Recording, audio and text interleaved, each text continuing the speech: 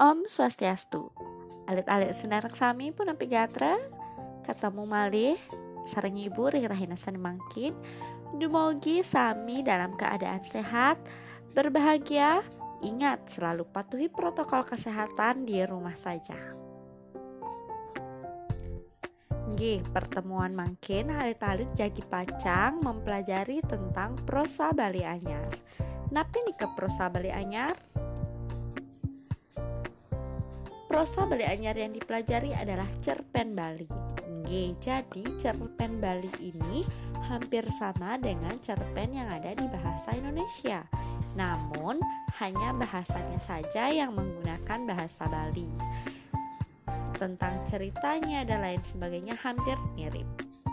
Unsur intrinsik yang ada di cerpen Bali ada tema, alur, tokoh, insiden, dan latar. Unsurnya juga sama dengan unsur-unsur intrinsik di cerpen bahasa Indonesia. Mari kita simak satu persatu. Kita mulai dengan tema. Tema inggih punika unteng pikayunan utawi ide pokok sanekat latarang oleh sang kawi utawi pengarang. Jadi tema itu adalah ide pokok yang akan nanti disampaikan oleh si pembuat cerita. Bisa tema binatang, tema cinta, dan lain sebagainya.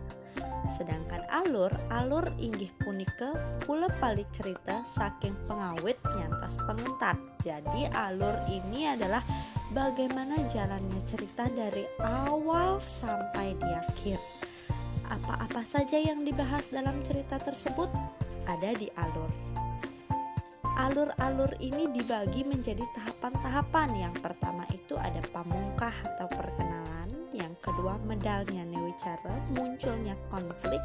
Yang ketiga nincapnya Newicara, konfliknya meningkat. Yang keempat puncak dari konflik, baru yang terakhir penyelesaian. Alur dibagi menjadi 3, alur maju, mundur, dan juga alur gabungan. Alur maju menceritakan dari awal pertemuan sampai masalah sampai akhir. Kalau alur mundur biasanya menceritakan sesuatu yang terjadi di masa lampau. Selanjutnya ada tokoh. Tokoh itu adalah siapa yang dibahas dalam cerita. Tokoh ada 2, protagonis dan antagonis. Tokoh protagonis itu tokoh yang baik, yang ramah, yang sopan. Sedangkan tokoh antagonis kebalikannya adalah tokoh yang jahat, yang nakal.